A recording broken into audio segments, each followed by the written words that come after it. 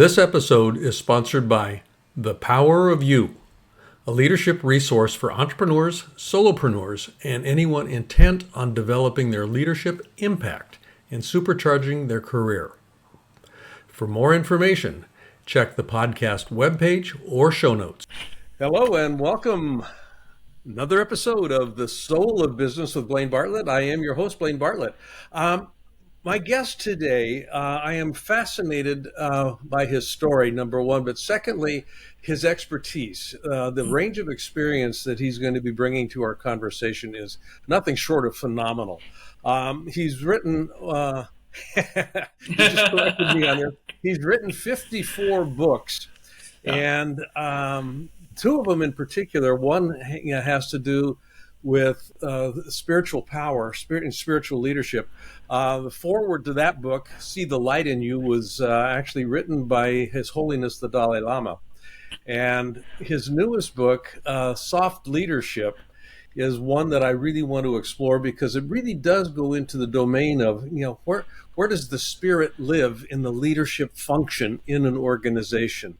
Professor Rao has a background both in military, corporate, business, obviously his authorship, his writing work. He's published over 300 papers and articles. He's a at-large columnist with the Entrepreneur magazine. I'm not going to go into everything that I could tell you about him because it would take the entire interview. So I want to just welcome Dr. Rao. Thank you for joining me in this show, and I look very forward to this conversation. Oh, thanks for your gracious introduction. I'm very much excited for this interview because I lived in Seattle, and again I'll go to Seattle, and you are in Seattle. Seattle is known as Emerald City, right? Yes. So it's a beautiful city, and it thrives with entrepreneurs like Jeff Bezos, then again Bill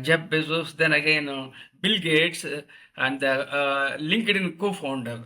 So lots of great people are living in Seattle, and I'm very much excited to have a great conversation with you, and hopefully the listeners will also enjoy and share with their connections.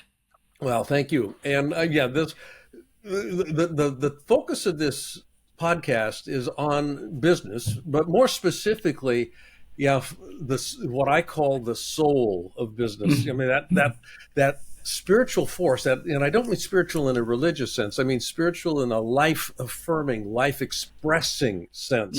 One question I have, that I generally will start with is when you hear the term "the soul of business." In my book, Compassionate Capitalism, the secondary title on it is "A Journey to the Soul of Business." And when we think of businesses, and you mentioned Jeff Bezos with Amazon, Bill Gates with Microsoft, we've got a lot of entrepreneurial organizations here, businesses here in the Seattle area, obviously. Silicon Valley. India right now is a hotbed of startups. There's just incredible business activity going on in India.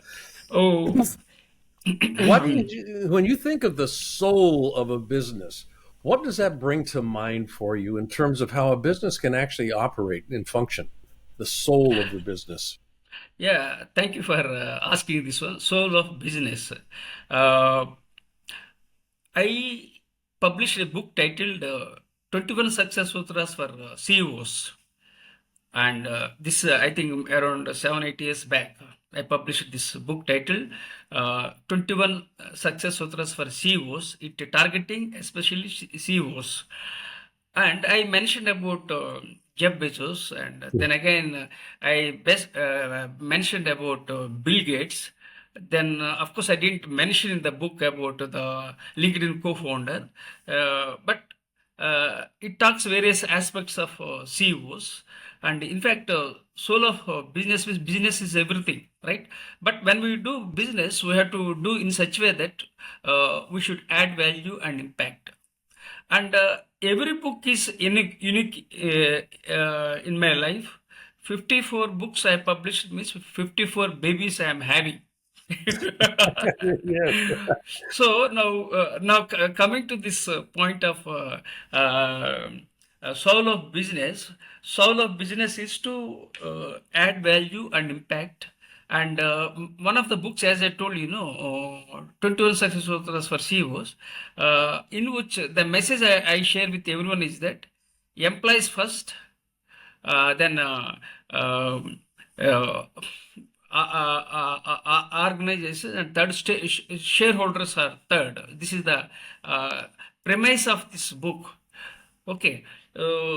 Now coming to the soul of business, we have to emphasize business because through the business, what happens? We can add value, impact, and business is very much required. When you look at my own case, I also did business. Unfortunately, I couldn't do well, and finally, I became an accidental educator. And apart from this, I would like to share with you my background little bit. Please. Yeah, I published 54 books, including the best-selling book titled See the Light in You, for which His Holiness Dalai Lama has written a foreword. That's one thing, right? And second thing is I have 44 years of diversified experience. That means at the age of 18, I joined the Indian Air Force. And then I did business only for, I was into military only for 12 years. Then I took a voluntary retirement because my father-in-law invited me to join business. Unfortunately, father-in-law and brother-in-law backstabbed and betrayed. So I landed in so many problems. Add to that, I was born into a toxic family and grew up in a toxic environment. So lots of challenges I encountered, and at the age of 18, I joined the Indian Air Force, and I served in the military in the lowest rank of a corporal, corporal or corporal, what you we can do it. Then within this span, I acquired six qualifications through private education like DME, BSc, MA, MBA, PGDCLL, and PGDBM. Right? These are the six qualifications I had. Then subsequently, in the year 2007, as I told you, I became an accidental educator. Then I joined for my PhD in 2007, and 2011 I got my PhD in soft skills, right? So like this, I did the challenge with me is that I don't have any guide, I don't have any coach, I don't have any mentor. uh, that was the big challenge. So Yeah. so that's why what I thought, let me groom young people as global leaders. So I published a book titled Vision 2030, 1 million global leaders. So like this, I started going to different areas, different genre. In the year 2010, I made my debut as a non-fiction author, and then I started writing books, and I published books in the areas of self-help, then again teaching, training, mindfulness, then CU, executive education, that is CEO. Now I have written a book on my memoir with a the title of the my memoir is Survivor, with a subtitle Turn Your Scars into Stars. Start And and start. Yes. yeah, and but I was born into a toxic family, and I used to work with my father, and I was preparing tea, and I was serving tea for along with my father.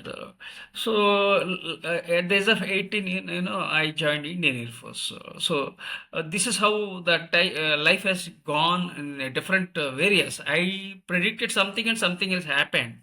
So life is like that only. Then I realized it gradually, and this is and this what is that? Life is not a straight line. Life is not a cakewalk, and That's true. life is not linear. So lots of challenges I had.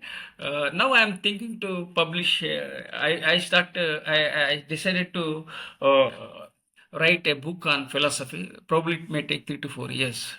So this Hmm. is briefly about this. And in the year 2021, I had a brain stroke, and for 1 year, I could not do anything. And then I started going to gym. Now, coming to this particular conversation, three things I maintained in my life. I for the last 40 years, I have been going to gym. This is the first point. That means I emphasize health. Hmm. Then second thing is that uh, uh, second thing what I did was that I visited temples across the world if there is any opportunities. And third thing what I do and still I am doing is I visit libraries. Even in Seattle also, two libraries I visited, and I used to sit there. I'm basically bookworm, and I don't have any friends. Books are my friends. So this is briefly about my background. Yeah, That's and again, as part of my introduction was how widely varied yeah, your history is, your background is, and you bring a lot of experience, a lot of yeah, different experiences, yeah, yeah, and yeah, not just family of origin and what you had to deal with yeah, the disappointments and the challenges and the betrayal and everything that went on with that, but also your military background yeah, yeah. and the training there, your work Mm. with writing. I mean, writing is you talked about children. 54 Yeah. children here. I've only written 5 books, and it is a process of giving birth. There was a lot of energy invested in that process. Mm. Your latest book, Soft Leadership. Yeah, The yeah. the the the when people think of leadership, oftentimes they think of command and control. Yes, there's Mm. a copy of it. Those of you that are watching, you can Mm. see the cover art there. Mm. But the typical model that people have in their minds about leadership is command and control. Mm. Hannibal crossed the came across the Alps with his Mm. elephants and whatnot. So that Mm. top down, do what I say because I'm the boss. Those Mm. sorts of ideas typically inform many people's understanding of what leadership is. Mm. You have a different perspective on it, and I think that this is kind of the theme of soft leadership. Is Yeah. it has a different profile. It has a different character Mm. than the typical model. Can you talk a little bit about soft leadership? Yeah. This I joined for my PhD in the year 2007, and 2011 I earned my PhD in soft skills. And why I did the soft skills was that people, the students and people, they didn't know anything about soft skills. So I'm very curious and creative by nature. So I tried this. I did a little bit of thorough research. Then I joined for PhD in soft skills. And 2011 I got my PhD in soft skills. So then I started exploring soft leadership, because the year 2010 itself I was preparing the ground for soft leadership. And why I had to emphasize about soft leadership is that the days of command and control are gone. So we are living in a democratic society, and people have freedom to talk. And this particular soft leadership is all about partnership rather than bosses or subordinates. This is the basic premise of this soft leadership. And in the year 2010, when I was conducting MBA classes, EMBA classes, and when I was conducting MDP programs, management development programs, in the year 2010, the some of the students felt that, sir, I think there are so many leadership styles like autocratic, democratic, servant leadership. So, like there's so many leadership styles are there. Sir, why don't you explore something new leadership, so that that becomes relevant, not only now in the future. Whenever I get any ideas, triggers, I jot down. I often have a notes and I jot down the points raised by the students or by the corporates. So then I started doing, and then I published around 10 books on soft skills and soft leadership. So this soft leadership is all about leading people with people skills. It emphasizes partnership. No more subordinates, no more bosses, because the things have changed very fast, especially after COVID. Yeah. Young people, especially Generation Z, Gen Z, Then uh, are I think around 25 or 25 years of age. I don't exactly pinpoint the the age, but the students approximately. or the Yeah. people around 25 years, they are tech savvy. They are very smart and brilliant. Uh, then I started focusing about soft leadership, and I published books on soft leadership.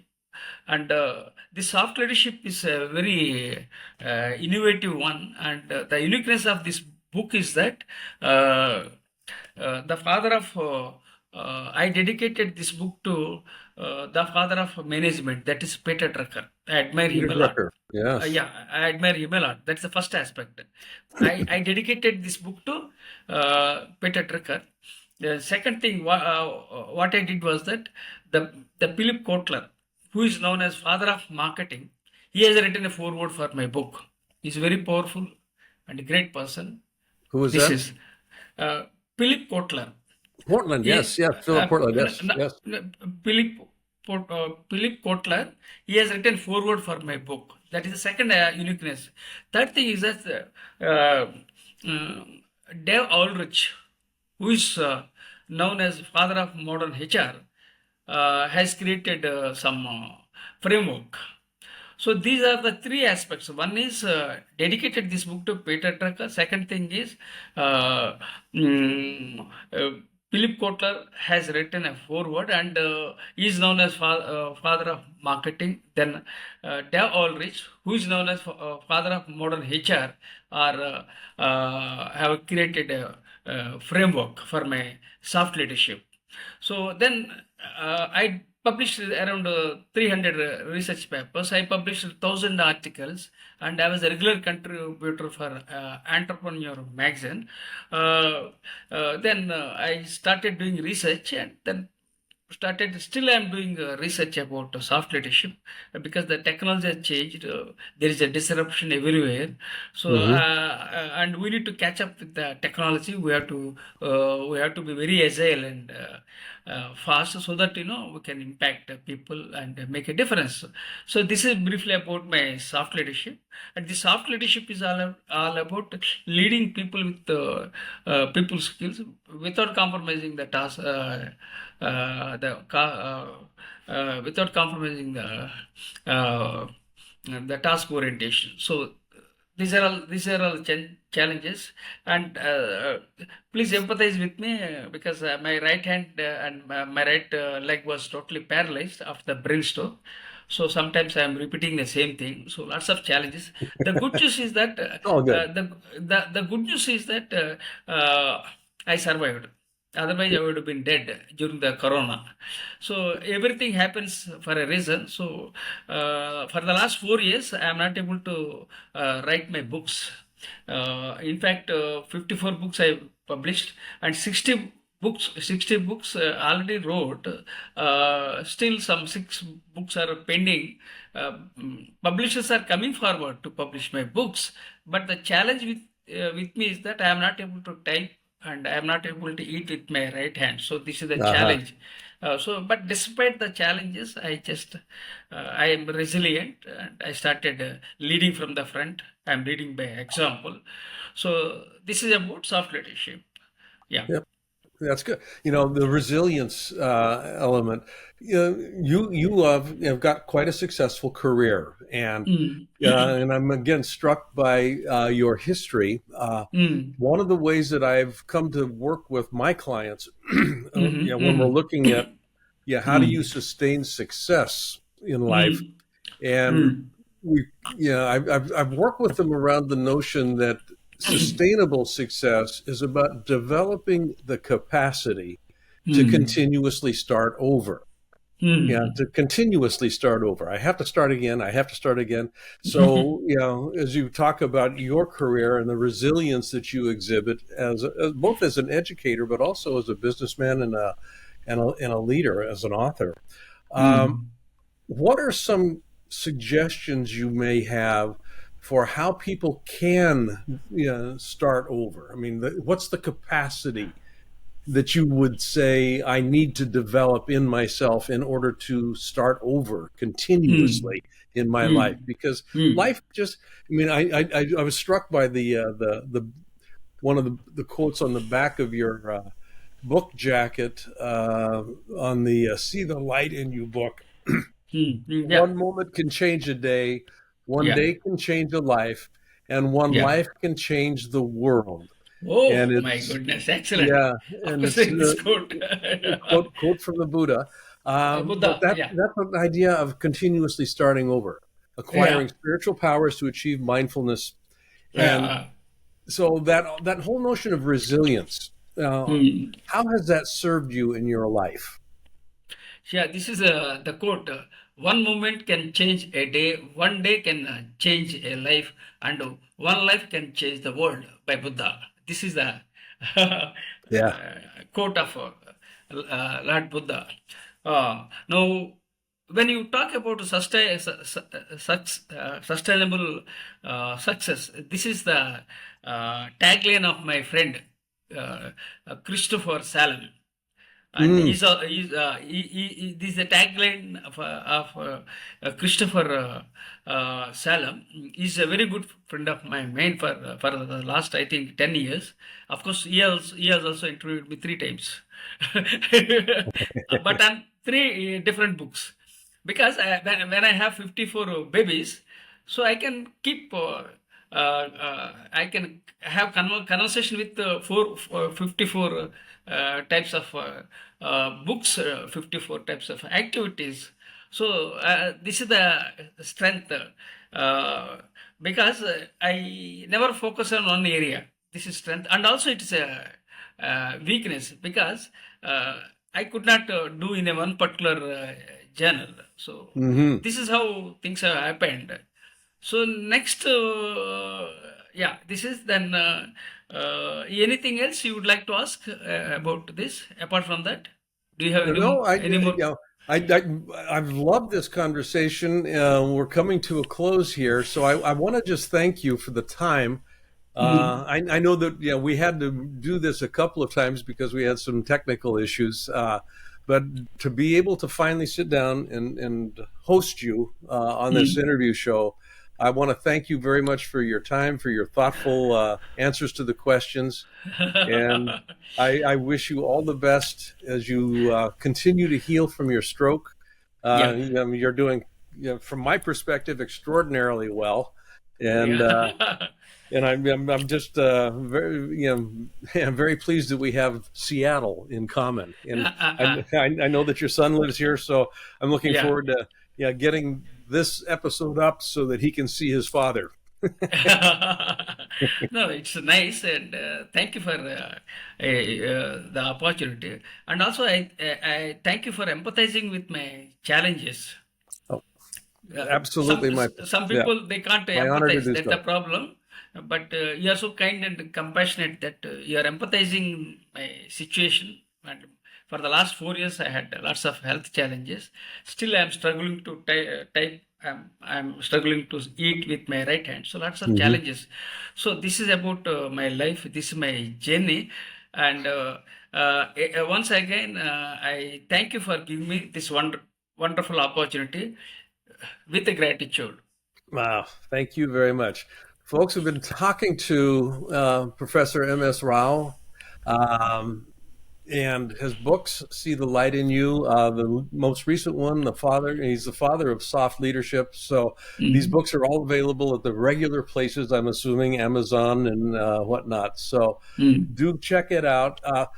And I will put in the URL for your website, Professor Mm, Rao Vision 2030. mm. There's a whole body of information that is there. I've been on that website. Uh, Part of his hope is to build 1 million students as global leaders by the year 2030. So Yeah, anything that we correct, can do to correct. support that, global leaders, I Mm, think, are really important, mm. particularly in Yeah, today's yeah. day and age. So, Mm. folks, thank you for listening. This is Blaine Bartlett. This is the Soul of Business. And as always, I'm going to sign off by asking you to find in your life ways to be a center of distribution, not a center of accumulation. Yeah, yeah, Nature yeah. works best when you're giving things away, when you're actually Yeah, yeah, completing the yeah. cycle. So, blessings to you. And Professor Rao, thank you very much. With gratitude. This episode is sponsored by The Power of You, a leadership resource for entrepreneurs, solopreneurs, and anyone intent on developing their leadership impact and supercharging their career. For more information, check the podcast webpage or show notes. Hi, I'd like to ask you to do something for me if you wouldn't mind. If you like this episode, I'd like you to not only subscribe on your favorite site, but I'd also like you to give a rating. Ideally, a 5-star rating would be greatly appreciated. But I think more importantly also would be just some comments. That helps with the algorithm and it helps build the audience with this. And more than anything else, if you could invite somebody else to listen, just share this episode with a friend, with a colleague. And I'd like to see how we can grow the soul of business. I think it makes a difference. Thanks.